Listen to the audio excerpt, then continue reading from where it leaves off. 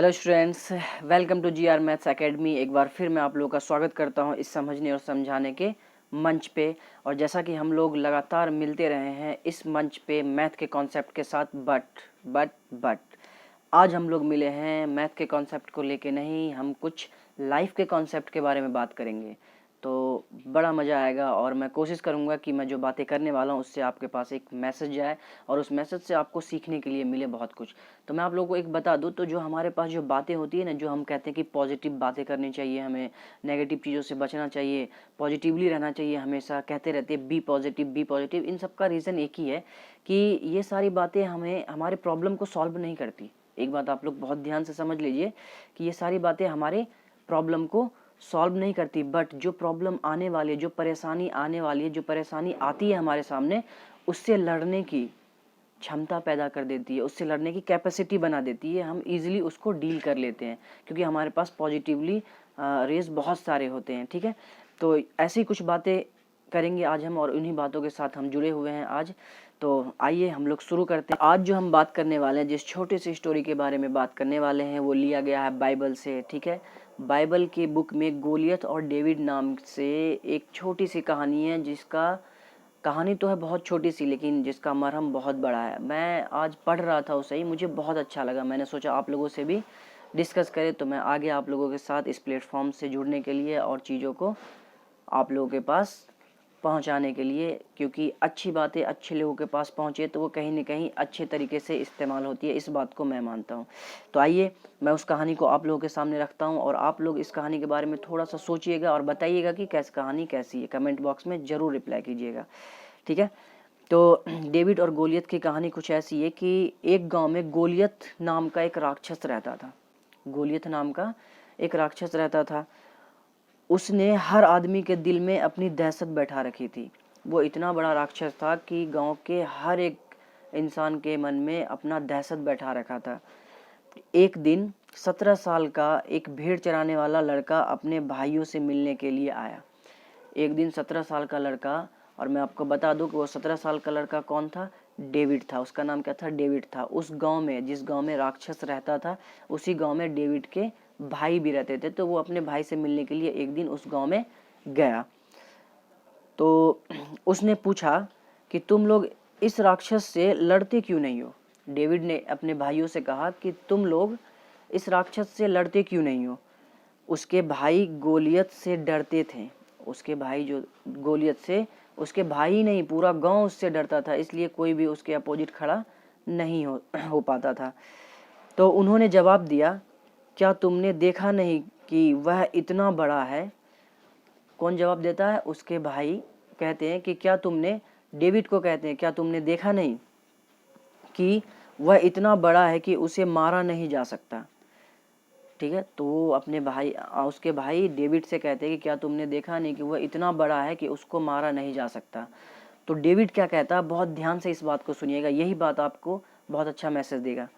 ठीक है, तो इस पर डेविड ने कहा, बात यह नहीं है कि बड़ा होने की वजह से उसे मारा नहीं जा सकता।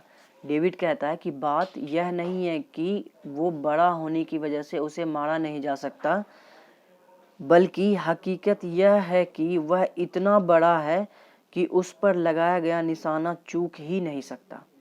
उसने क्या करा? जो सामने चीज मजबूती था ना, उसने उसको कमजोरी, उसी का कमजोरी बनाया उसको।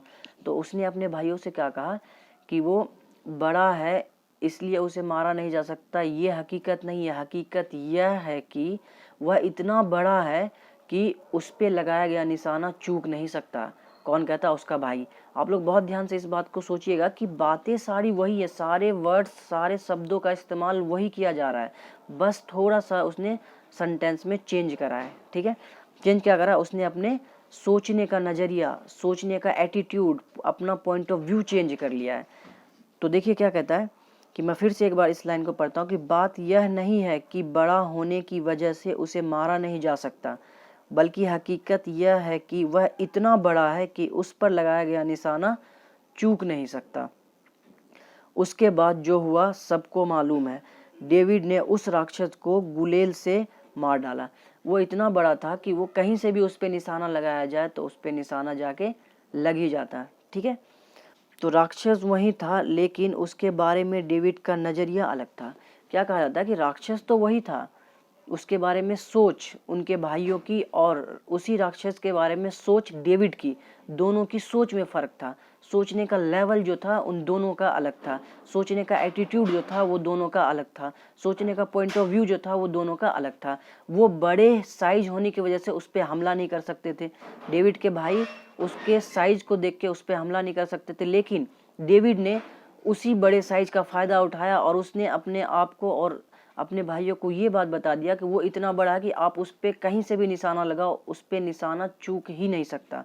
तो वही हुआ, उसको क्या करा, उसने मार डाला। तो इस छोटी सी कहानी से क्या हमें सीख मिलती है, हम इस बारे में बात करते हैं कि हम नाकामयाबी को कैसे देखते हैं।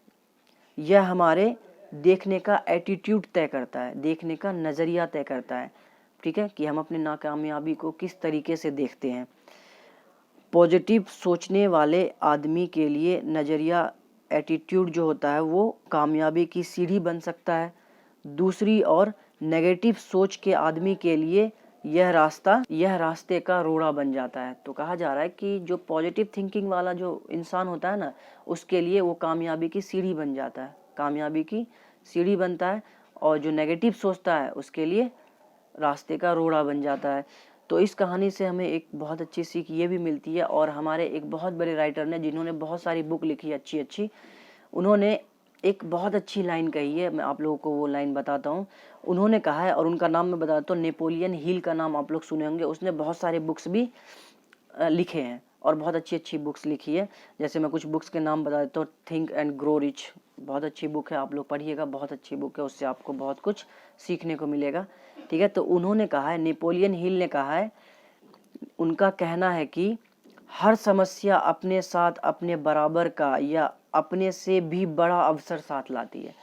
तो क्या कहा जाता है कि उनका साफ साफ ये कहना है कि जो भी परेशानी आपके पास आती है ना, जो भी समस्या आपके पास आती है, तो वो समस्या आपके लिए एक अपॉर्चुनिटी का काम कर सकती है। आप उसको किस तरीके से देखते हैं ये डिपेंड करता है कि वो आपके लिए अपॉर्चुनिटी है या आपके लिए एक समस्या है। तो सब कुछ हमारा सोचने का एटीट्यूड होता है। तो इसलिए मैं इस बात पे ज़्यादा ध्यान देने पे कोशिश लगा हुआ, ताकि आप लोग भी चीज़ों को सीखते रहें और इम्प्लीमेंट करते रहें। ठीक है, तो मैं उम्मीद करता हूँ कि इस छोटे से स्टोरी से आप लोगों को मैं कुछ अच्छी बातें समझा पाया हूँगा। तो हम लोग मिलते हैं एक नेक्स्ट स्टोरी में, फिर मिलेंगे बहुत अच्छे से। और आप फिर से वीडियो को रिवाइंड करके देखिए और ज़्यादा से ज़्यादा ये मैसेज ज़्यादा से ज़्यादा लोगों तक पहुँचाइए, ताकि लोग भी अपने सोचने का तरीका बदले, सोचने का नज़रिया बदले। हम लोग मिलते हैं फिर नई सोच, नए सोचने के तरीक़ों के साथ। ठीक है, तब तक अपना ख्याल रखिए। Bye bye, take care.